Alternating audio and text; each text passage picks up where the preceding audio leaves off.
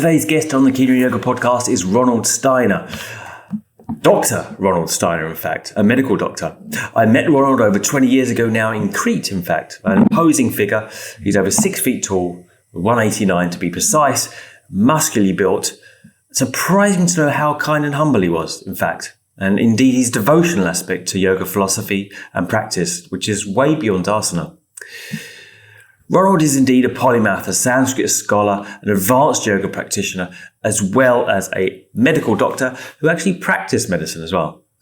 For 10 years, before retiring to focus predominantly on, not exclusively on Ashtanga, because it's really yoga therapy as a medical doctor that he's really involved in now.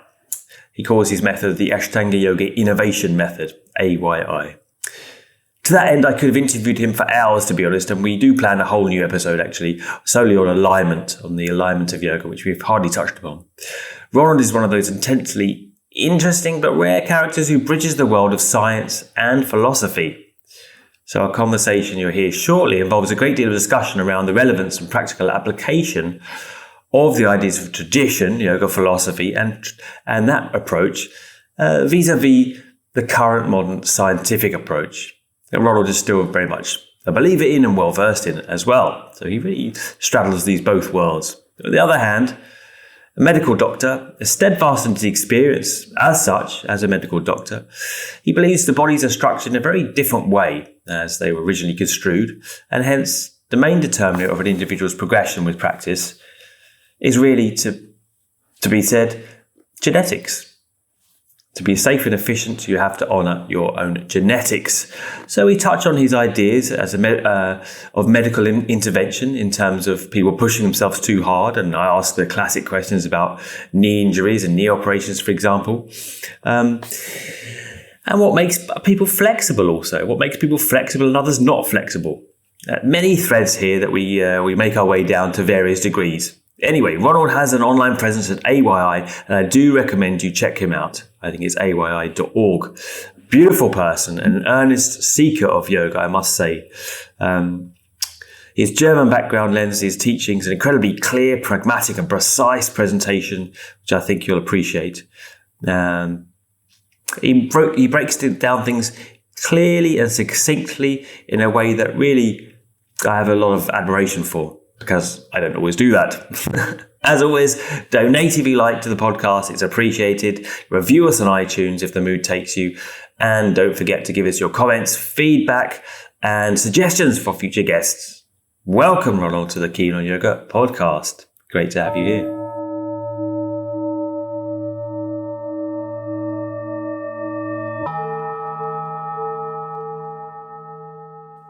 Welcome, Ronald, to the Kino Yoga podcast. Nice to see you again. Namaste. Nice to see you, Adam. Yeah. I'm very happy seeing you again after a very, very long time. We met first of all in Crete about almost probably 20 years ago. 1908, right? Possibly? Yeah, it was a long, long time. But it's really nice to see you. And I know, you've had a long-term practice and you're also a medical doctor. So do you want to just talk about how you got into practice? And was that before you became a doctor or after? My practice was before I became a medical doctor. So my mother was already a yoga teacher. Oh, really? So okay. I started practicing yoga when I was a little kid. My mother was no Ashtanga teachers, was just Hatha yoga, and the philosophy was most important. And for me as a little kid, the philosophy and the magical part of the philosophy really touched me and inspired me. So I wanted to learn pranayama, I wanted to learn meditation. And the asana part was not the thing that interested me most, but yoga became a part of my life since early childhood. I learned reading with yoga books and went to yoga workshops when I was a kid. I just now, when I look back, I realize how young I was compared to the other people participating there. I was 12, 15, and I participated in just normal yoga workshops, and I was very interested, and I didn't have the feeling that I was sticking out so much. But now when I look back, if there's a 12-year-old person coming in my courses, which sometimes happens, they are much younger than all the others. And so I was much younger. You're so tall, you probably were like an adult size anyway at that age. I was, as a kid, I was kind of tiny.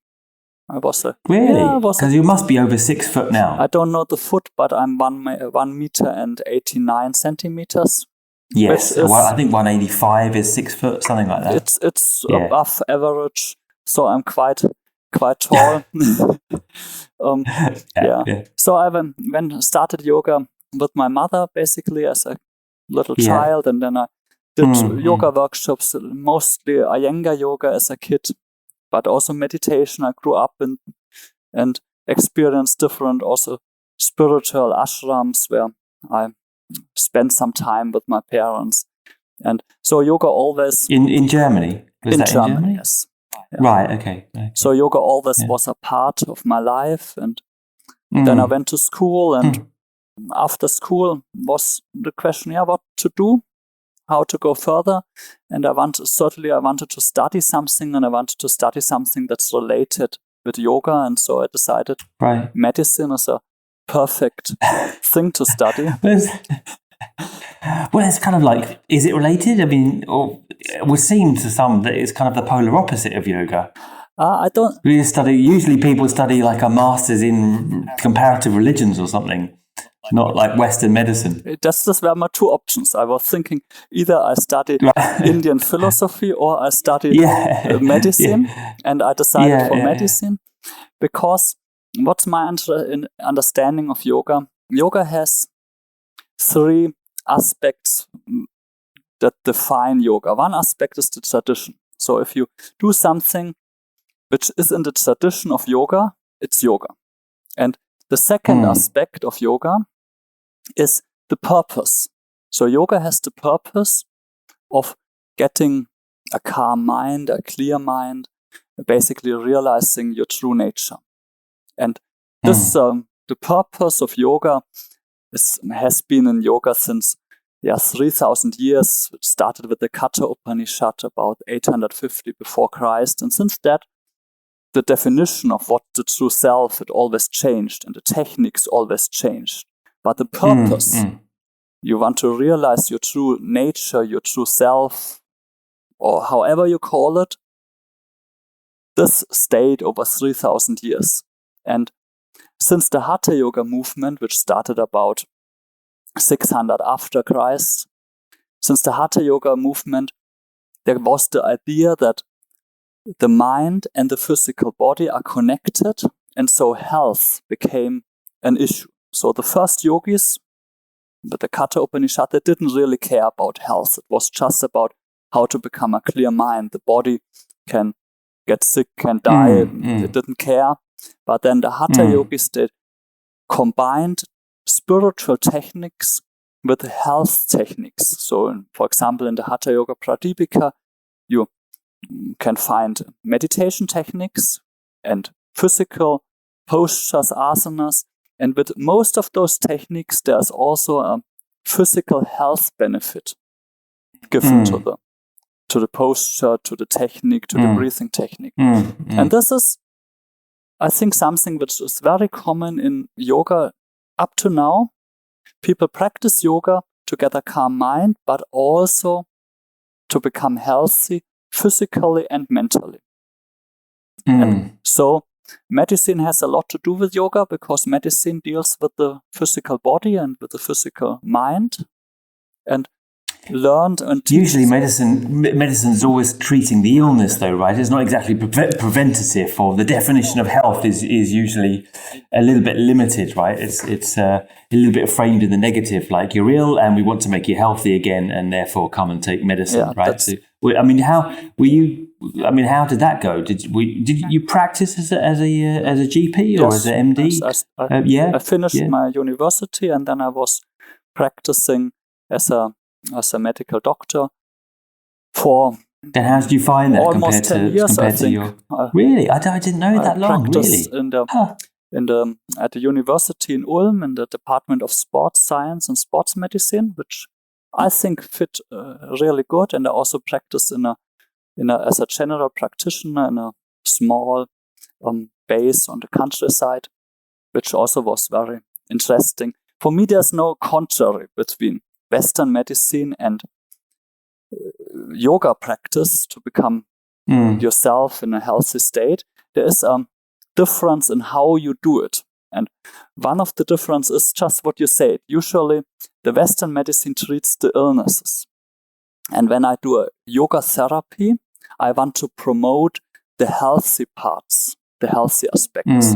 So if somebody, for example, has pain in the shoulder, as a Western medicine, I could say, I take a painkiller or I do a surgery to treat the defect or damaged part.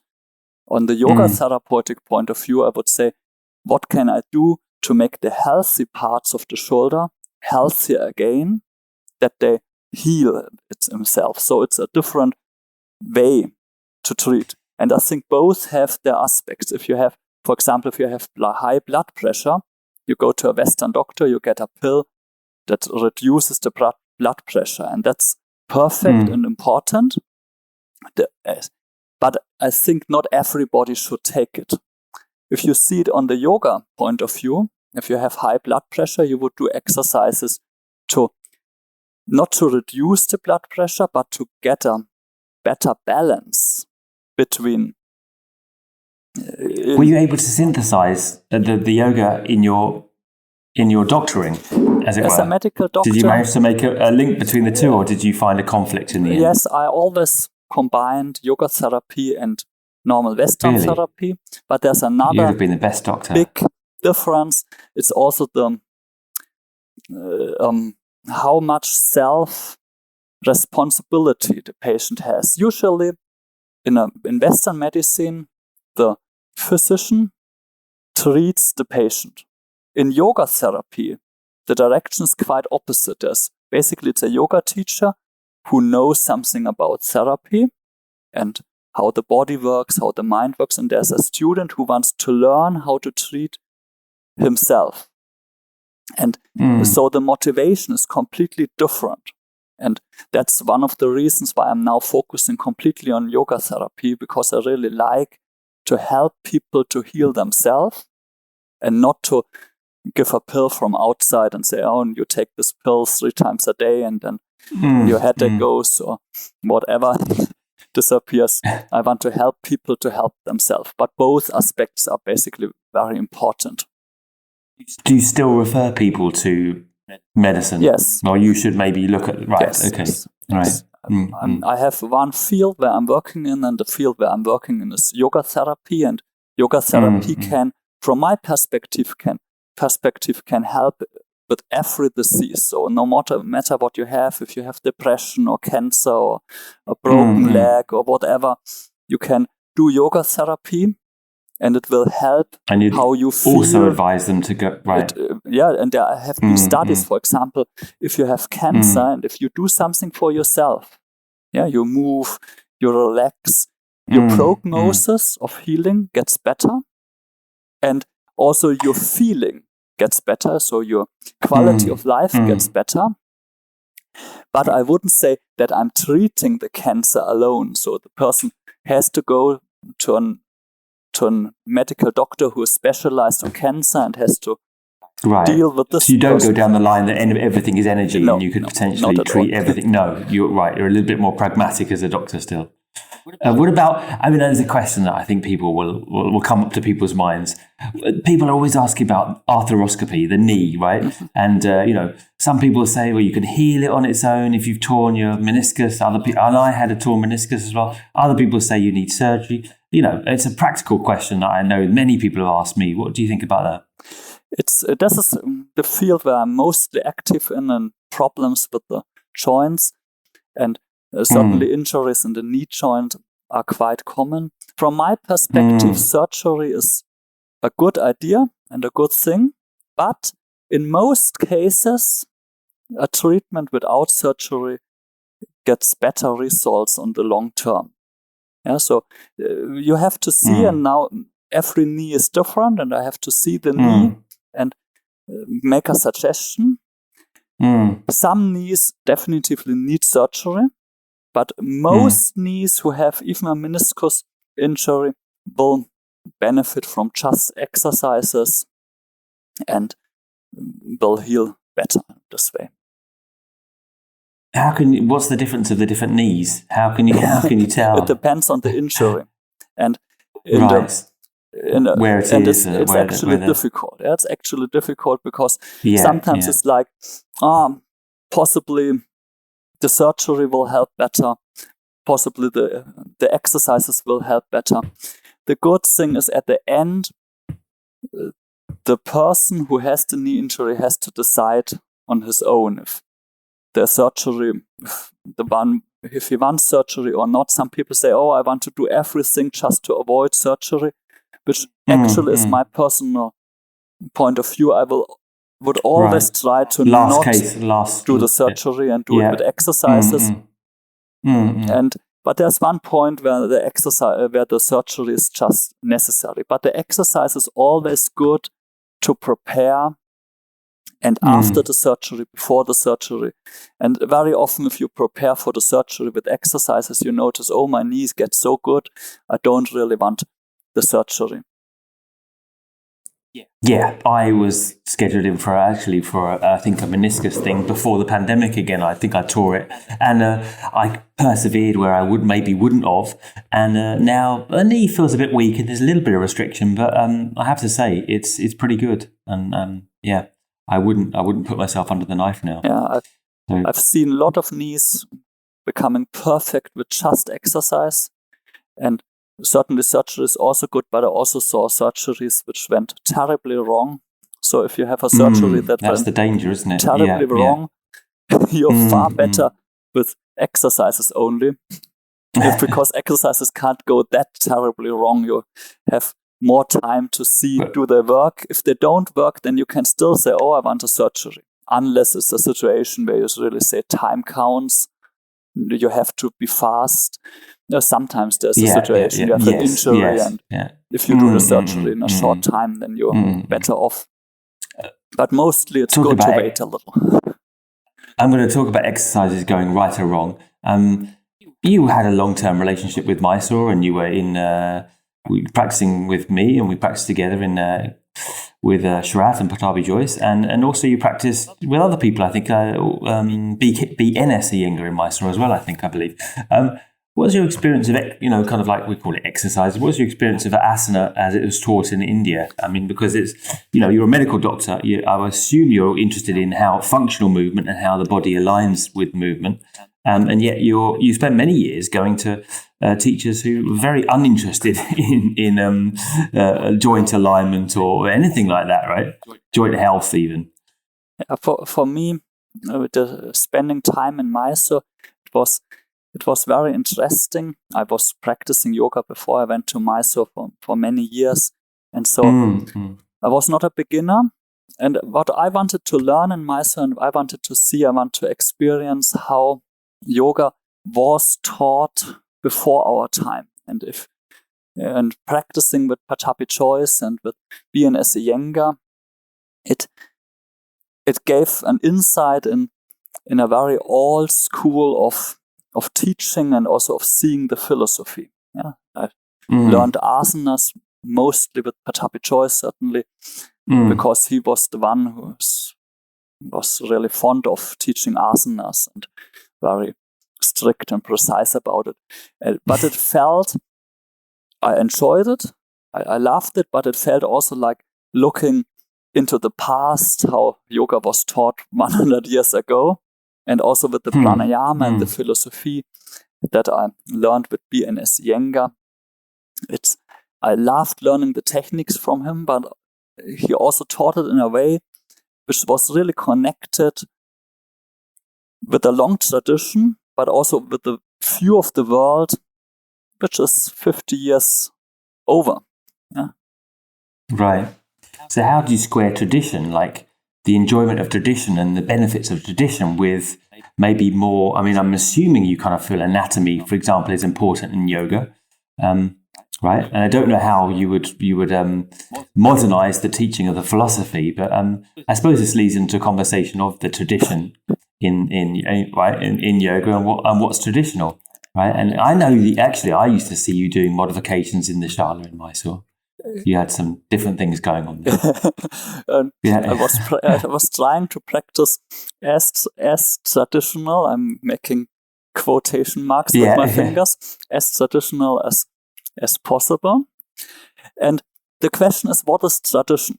And if you if we look at what is tradition on a scientific point of view, we have to see that yoga has a tradition that is 3,000 years old. And when my first yoga teacher told me yoga is 3,000 years old, I was very impressed, and I imagined that people 3,000 years ago had a rubber mat, a sticky mat, and were practicing Ashtanga Yoga advanced, primary, intermediate, advanced A and B series.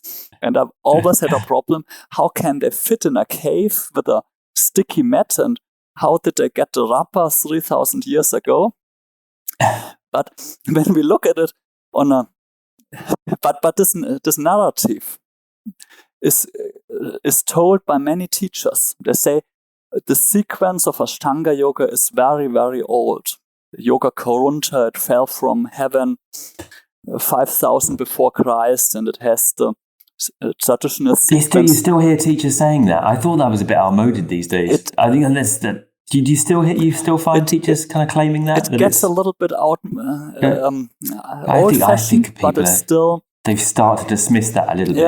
Yeah, happily. I think that's... Happily, yeah. When we look at the tradition on a scientific point of view, we have to see 3,000 years ago, the idea of yoga started, possibly in the Katha Upanishad, and it was, you do something. In the Katha Upanishad, it was reflection and putting a sacrifice to get into contact with your true nature, with your true self.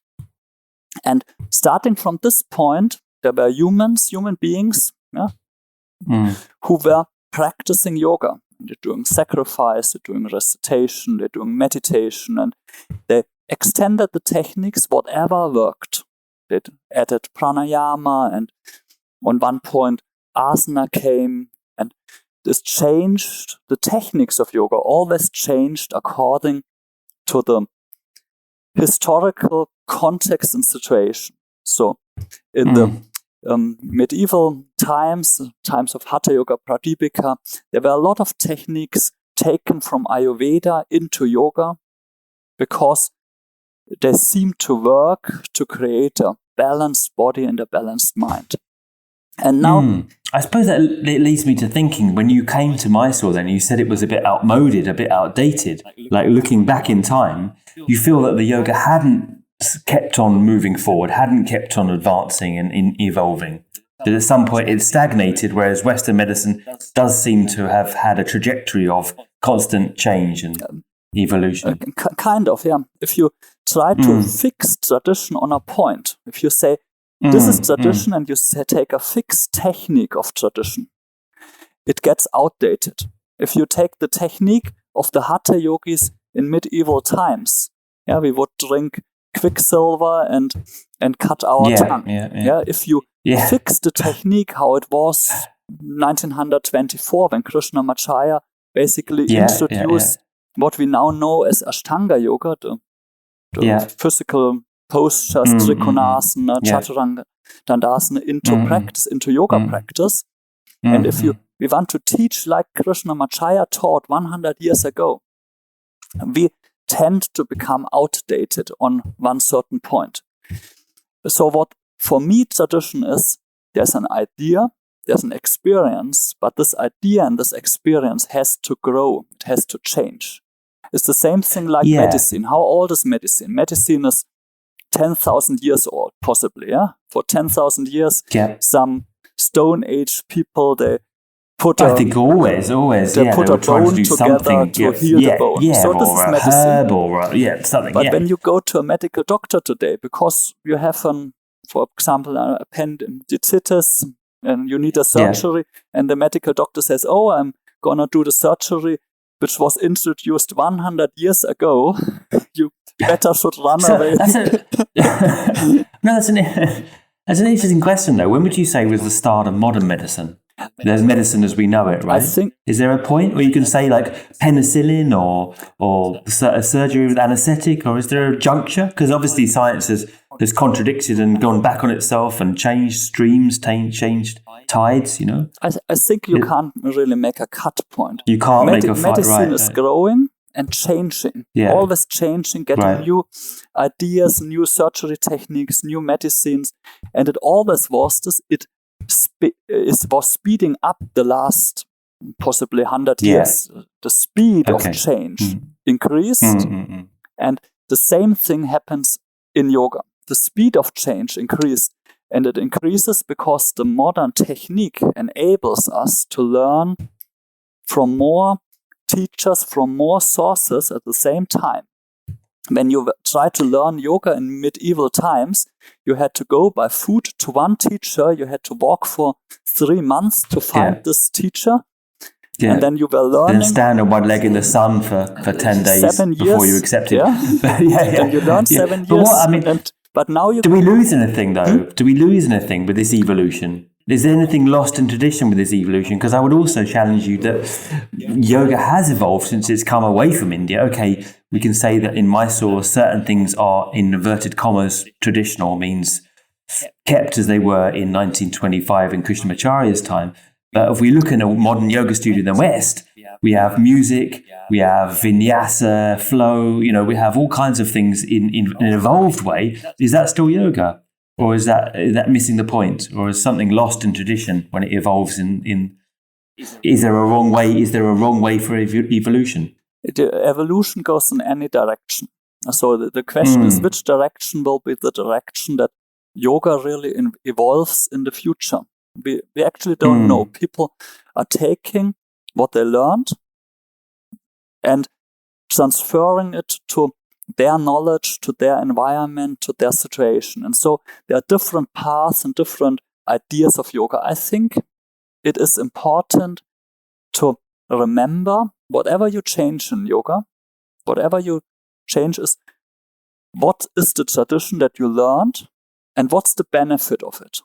Yeah, so I'm not just changing things for the sake of it. I'm changing it only if I notice that the traditional thing is not working. And the Ashtanga Yoga tradition can talk about what I actually think that the tradition of Ashtanga Yoga is.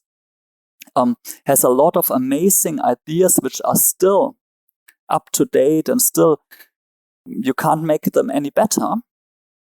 Okay, so let's talk about what you like and what you don't. And the other thing is you have to keep the essence.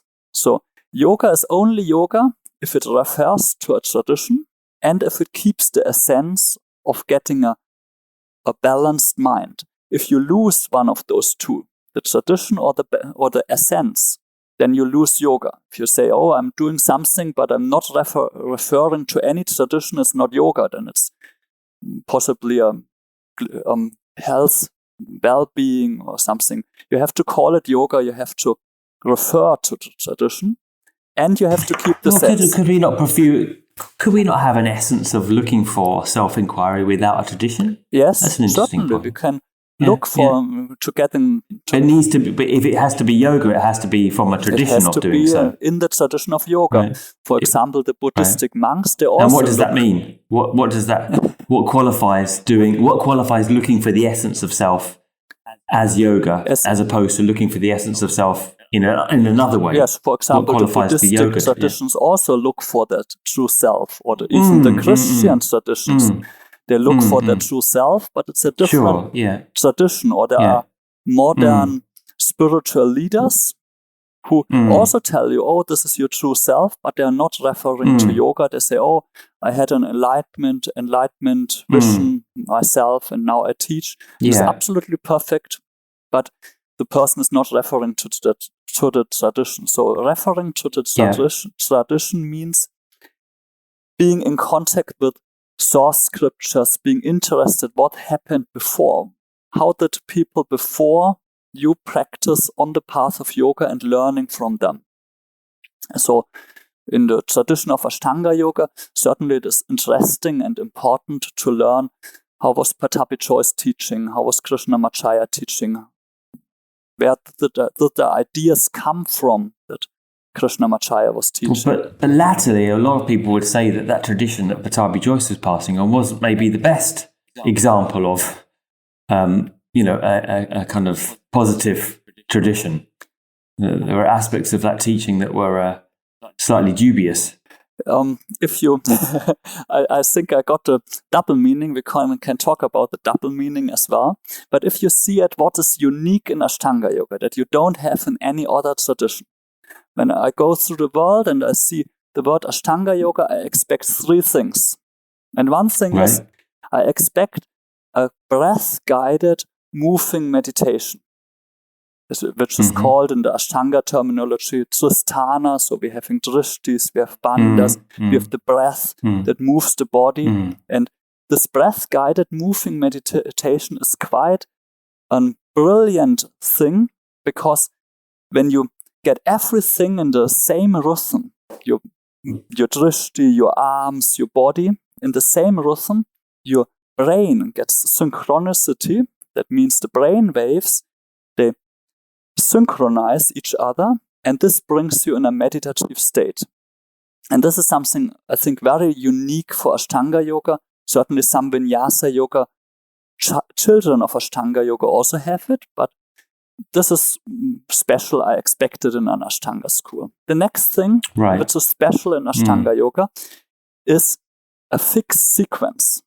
If you really want to get this neuronal synchronicity, it's only possible if you do the same movements and the same moving breathing pattern every day again. Only then the neuronal synchronicity can happen. If you change the sequence, what you're doing every day, then it will be difficult to get this neuronal synchronicity. Same as a Buddhistic monk, he will also repeat his meditation technique and not change, today I'm meditating this and today this.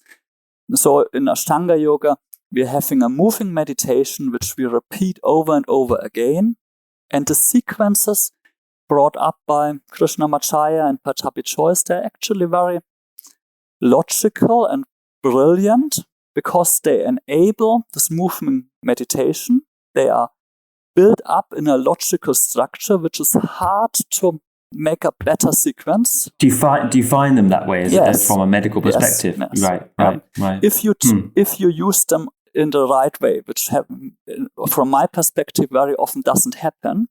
And the third thing, which is really brilliant in Ashtanga Yoga, is Mysore style. I think if you teach or practice serious Ashtanga Yoga, the Mysore style, that means a self-practice, and a self-practice where a teacher is observing and helping on an individual level, is very important. And it's the only way to get into this Tristana and this moving meditation. As long as you just follow what the teacher says, it's not really a meditation on your own. So you need Tristana, you need a fixed sequence, and you need this Mysore style idea to get in this meditation. And this is, from my point of view, the essence of Ashtanga Yoga.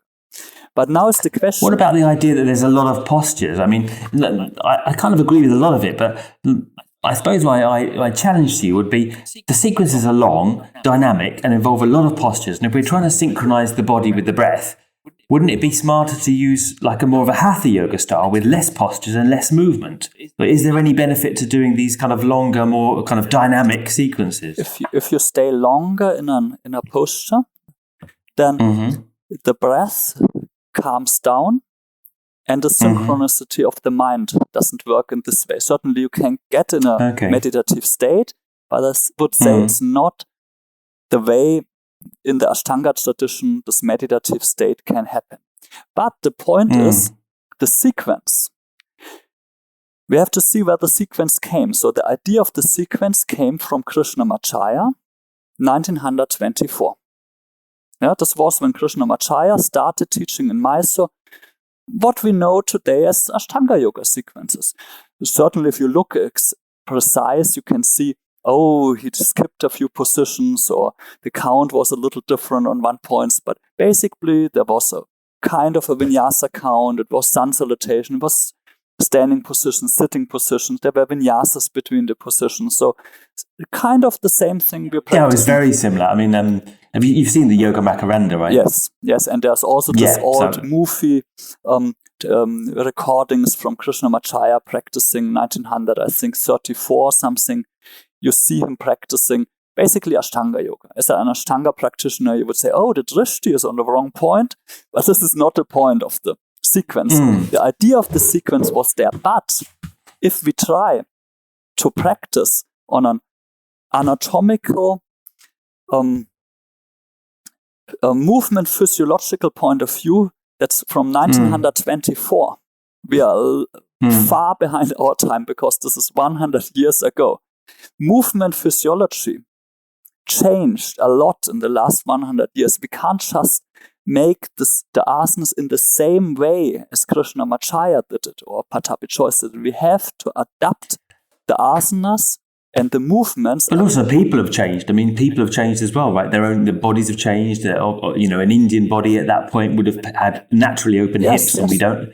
A lot of us have that now. But how do you amend then? I mean, how do you modify and amend those sequences without losing the essence of the tradition? What keeps it as traditional Ashtanga Yoga? I would say when I teach Ashtanga Yoga, I keep the rhythm, the melody of the practice. I keep the melody of the practice. That means every posture is embedded in a vinyasa sequence where every movement is aligned or carried with a specific breath and drishti pattern. And you can keep the movement, you can keep the breathing pattern, you can keep the drishti, but you change the outer form. For example, a very simple example, the shoulders. When you do sun salutation and you do the first movement of sun salutation, you lift the arms, ekam inhale. This is the first movement of sun salutation.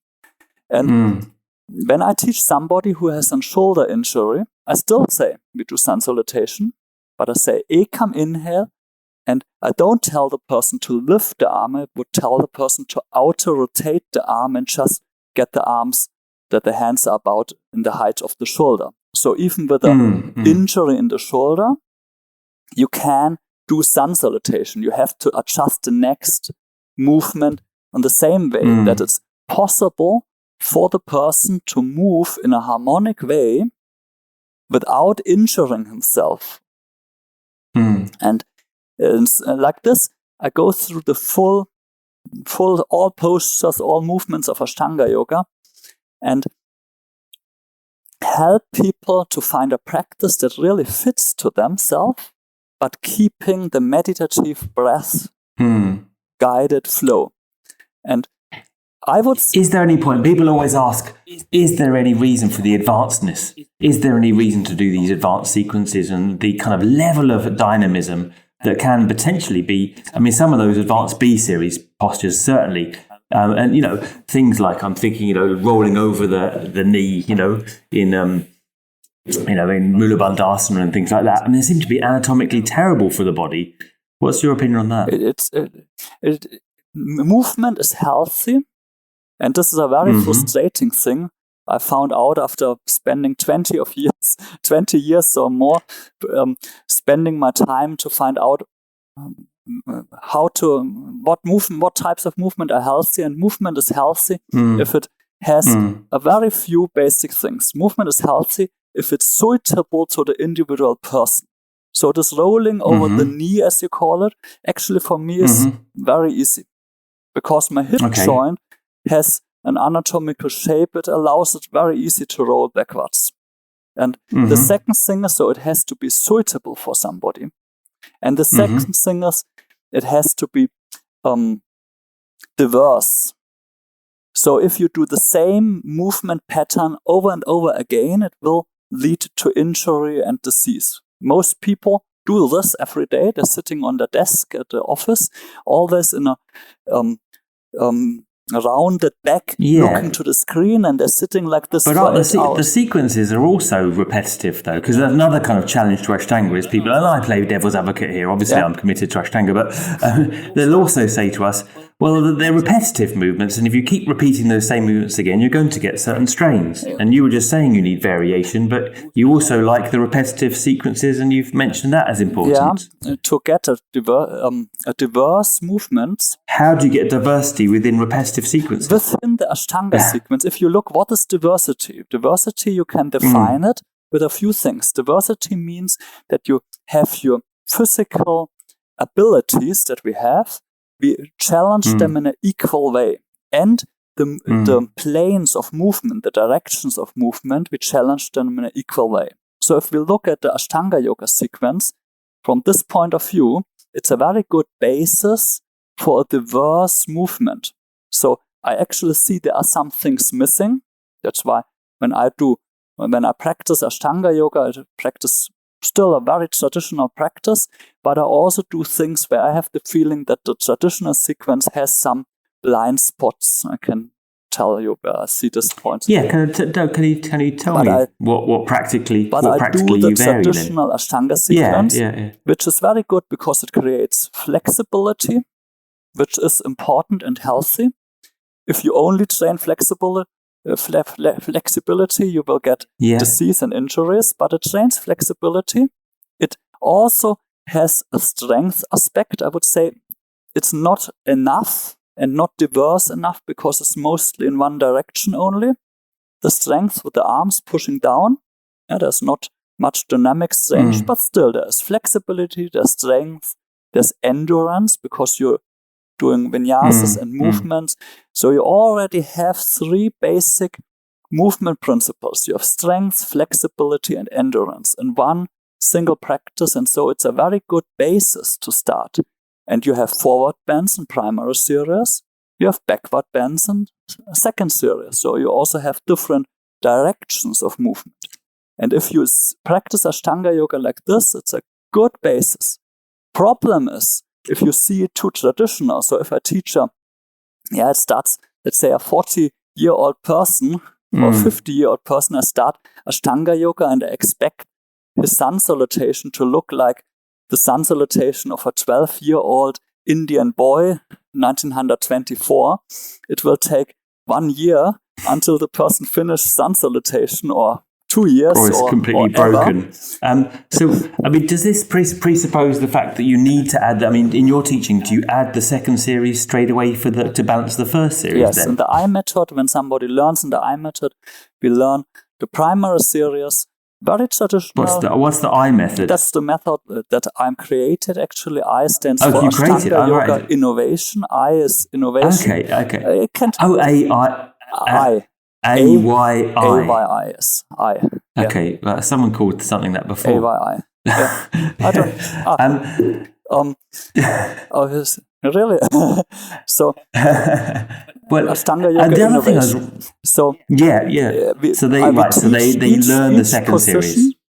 One after the other. And as soon as somebody managed to gain a movement breathing pattern in one sequence, in a way that's adapted and suitable for the individual physical body, the person can learn the next position. And usually if you're kind of a little dedicated in your practice, it takes half a year maybe 3 months to learn primary series. If you practice on a daily basis, it takes possibly even 2 months to learn primary series, and everybody can learn primary series if you adapt the postures.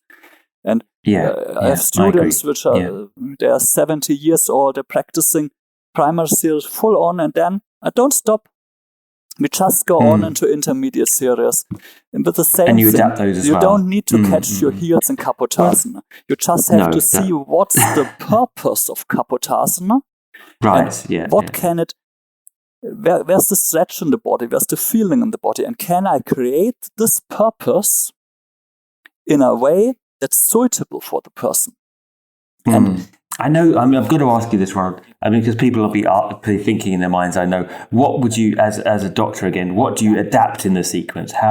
What are the things that you do find need to be modified, amended, evolved in the Ashtanga tradition, in your practice specifically, practically speaking? Basically everything. So how do you do? Give me some examples of what you do. The most injuries happen in Ashtanga Yoga, from my perspective, are the wrists, the shoulders, wrists, the lower back, and the knee. So the basic form is the form everybody learns when a person starts in Ashtanga Yoga in the I method. We teach the basic form. We don't teach the traditional form. So we don't say do chaturanga, because my experience is if somebody who has not prepared shoulders does chaturanga, shoulder injury will come. I won't say do upward dog, because my experience is wrist problems and back problems come from upward dog if your body is not suitable. So if I take the average 40-year-old person doing a traditional sun salutation, problems in wrists, back, shoulders will come. So in the I method, we have the same sun salutation, the same count, but instead of chaturanga, we do cat. Yeah.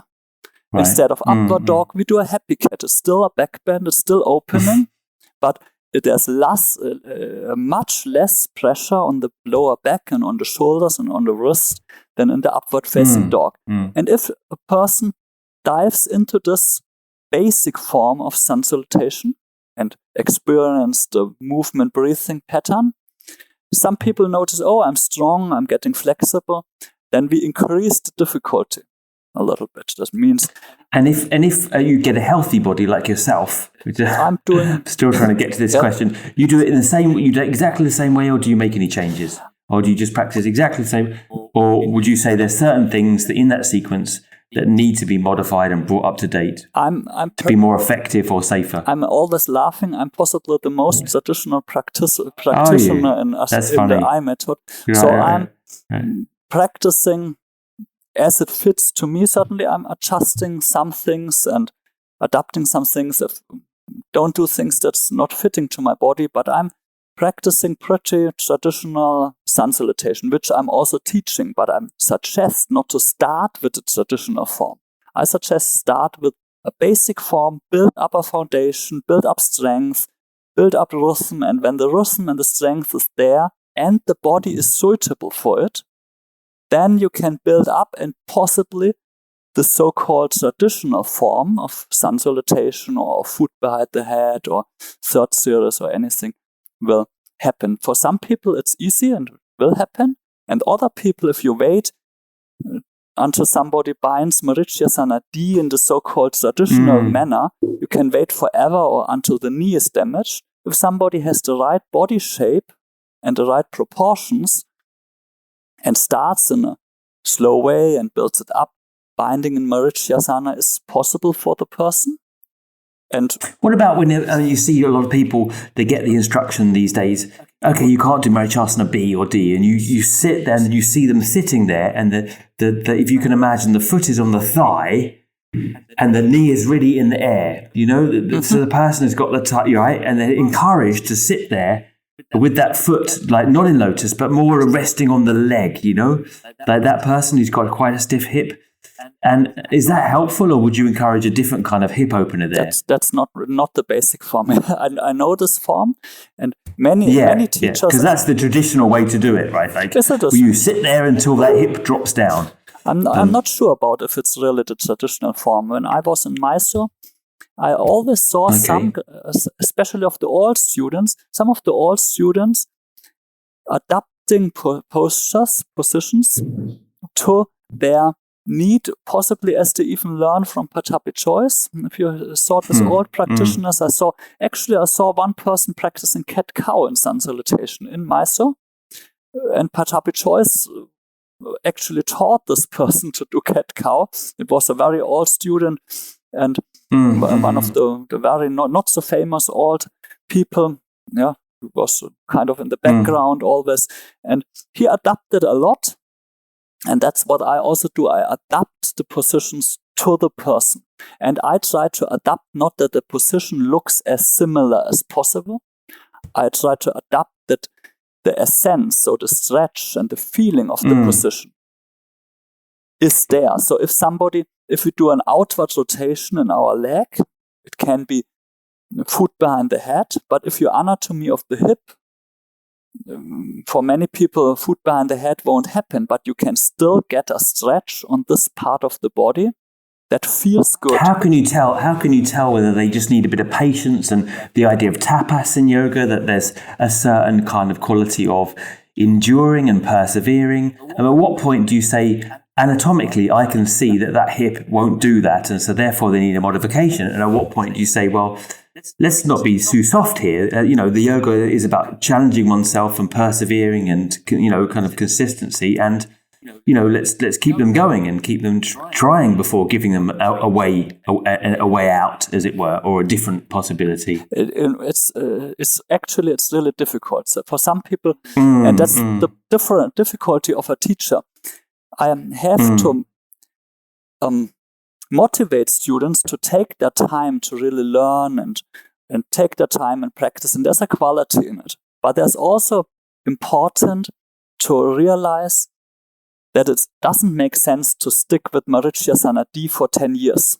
Then you have to see this Marichyasana D won't come. And if it comes or if it not comes, there are some tests. You can test the hip joint and see the movement ability of the hip joint. Like what test? And the person lies on the belly and you turn the hip, and then you can get an idea of the direction where the acetabulum of the hip shows. The acetabulum of the hip shows in completely different directions for everybody. And the femur, the head of the femur, the column, also points in different directions.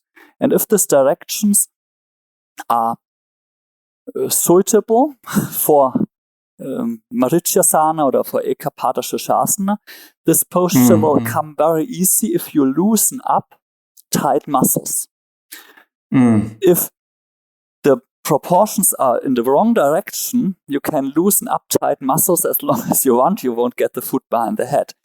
And so I encourage people to go further and not stick on an asana, to just go on. How do you know whether the asana is for you or not? Maybe, as I mentioned, some people might be able to persevere and do it even though their body type isn't really appropriate for it. And how do you know whether maybe you're causing yourself an injury and your body isn't really in the right proportions to do that particular thing? I think yoga practice should always feel good and be easy. Yeah, certainly you're sweating and you feel a stretch and you feel a strength. But when you notice you're really struggling. There's a sense of flow in your teaching. When you're really struggling against your physical structure, then something is wrong. And possibly one story that I have to tell that led to this point of view. I was a competitive sports person as a teenager. I did running and triathlon, and I was training a lot, and I actually was medium successful. And I believed that through hard training you can achieve anything. And with this idea I went to yoga, and I believed if you stretch long enough, you get your foot behind the head, you catch your ankles in the back bend. And then I studied medicine, some anatomical variations, but I didn't care so much. And then I started to work in sports medicine, and I started to work with elite sports people. And I realized one thing, which really, I almost got a depression. I realized that if you see a top athlete where they start training, the usual person will never achieve this point. Because the genetics of the body is so different. And it's not just a slight difference, it's a huge difference. Really? And just one simple, very, very obvious example. If you are 1.50 meters high, which is very short, and if you want to become a basketball profi, there's no way you can train every day, 24 hours, you will never become a basketball profi. Why? Because you're just 1 meter smaller than. So in your analogy, you would say it's the same for the bodies, for leg behind the head and things like that. Because it's as set in stone as height is. Is that concrete? You can have fun with your body. You can feel the strength. You can feel the stretch. You can enjoy your body. But if you want to make a physical performance, then it's just a competitive sports. And I think it's very sad if Ashtanga Yoga becomes a competitive sports. And there are actually some signs that show that it sometimes becomes a competitive sport. If it becomes a competitive sport, you will see certain body types in this sport. If it's not a competitive sport, you will see all types of body practicing the sport and having fun. So if you don't practice competitive basketball, you see everybody is playing basketball and having fun. But if it's a competitive sport, you see the 2 meter plus big people. Yeah. What would you say? I mean, just as a silly idea here, what would you say is the percentage of genetics and the percentage of training in the equation of success? There's a joke. As a sports medicine person, you would say 90% genetics for the physical performance. For the physical performance. For the fun of it, for the balance of your mind and your body, for the health, the physical performance is not important. So what is healthy? It's healthy to stretch. It's not healthy to touch the big toe. It's healthy to stretch because. But where's the degree? Where did you put the end in? You can stretch how far you can stretch as far as you like. Yeah, you can stretch as far as you like. No problem with stretching. As long as you keep it balanced with strength, with elasticity, with relaxation, you won't injure yourself with stretching if you keep it balanced. And if you keep it suitable to you, you can't stretch more than your anatomical shape allows you. But the degree how flexible you become, if 2 people start yoga at the same time, seemingly the same flexible, the progress of how flexible they become is different because their genetics is different. I worked with power sports people, and this was for me really fun because from my genetics, I have a very difficult time gaining power, gaining strength. And when you see those elite sports people in a sport where you need power, you see them looking at weights and you see their biceps grow. It's really fun. Yeah, you see them working out, and on the next day you say, okay, there are 2 kilos more muscles, and on the next day they're adding weights. If you see somebody who is not the genetics, you can't train. I don't know if you have a problem getting power. I don't know. We're all in a bad shape here because you're a pretty powerful guy. If anyone knows. And the same is with flexibility. The same is with flexibility. But if 2 people stretch, they gain different flexibility, and this is why genetics. Is that? Is it as simple as elastin and collagen in the body? There are proportions of elastin and collagen, or is there what other factors? I think it's different factors. I think it's mostly the cross connections between the collagen fibers. The elastin fibers are important for something else, but the cross connections between the collagen fibers, they define how the collagen fibers might slide over each other, and the more cross connections they have, the more stiff the body becomes, which is also healthy because if you have more cross connections, you're more stable. So if you come in a fight and somebody hits you, the more cross connections you have, the better you can withstand the fight. So if you want to become martial arts champion, it's good to be a little bit more firm. On the other hand, some people have the genetic ability to move more easy, and this is also healthy because then you can move more easily. Most people are somewhere in the middle and are not too stable, are not too flexible. If people tend to be very flexible, it's nice. They can enjoy the flexibility in a nice yoga practice and do deep back bends, foot behind the head, and all those things. They just have to take care that they keep their flexibility balanced with strength, elasticity, endurance, coordination. Otherwise, they will get injuries by overstretching. We've almost done an hour. I suppose it's a good place to ask you a final question. What's your aim with the practice now, and how are you looking in the future to amend, modify, develop it? I'm still the same purpose.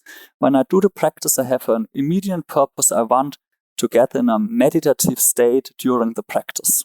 This is one purpose of my practice, and the other purpose of my practice, I want to get a balance in body and mind during my life and day. So when I practice, I check, does it feel good in this moment?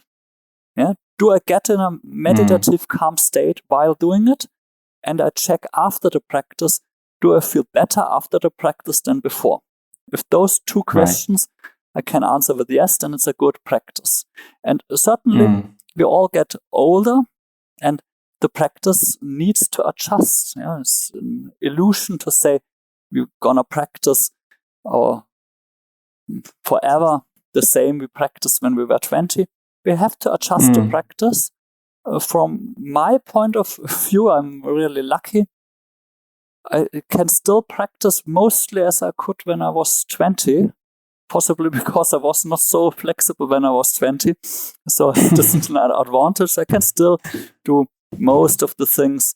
And I had some accident in the summer, so I have some adjustments now, but happily it's healing again. I fell from the bicycle, so nothing it could have been serious, but luckily the body heals quite fine. So the practice becoming quite traditional again, and it's still good, but I'm absolutely sure there will be one day in my life when I did my last handstand, or when I did my last lotus position, or my last foot behind the head position. And it is important to realize when this point is, when does the handstand not anymore fit to the body, or the lotus position not anymore fit to the body, and how to adjust the posture. Everybody can sit, just not in lotus. Everybody can put weight on his hands, just not in handstand. Everybody can feel a stretch in the hip, just not with the foot behind the head. Very pragmatic and sage advice. On a silly note, Ronald, give me your inspirations, and you've listened to some of the podcast, and a guilty pleasure you have, just to flesh out the picture of you. You don't have any. You don't strike me as someone who has any guilty pleasures. You're pretty tough. Actually, my day is quite structured. I like flows. I like to structure my day, and it is fun for me if I know how to flow from one thing to the other thing, even during the day, how to get up, making my little morning practice routine, going on my yoga mat, doing my traditional Ashtanga practice, and flow through the day. So that means that I have little things where I say I feel guilty about. Actually, I can't think of anything that I say, I do this and I feel guilty about it. I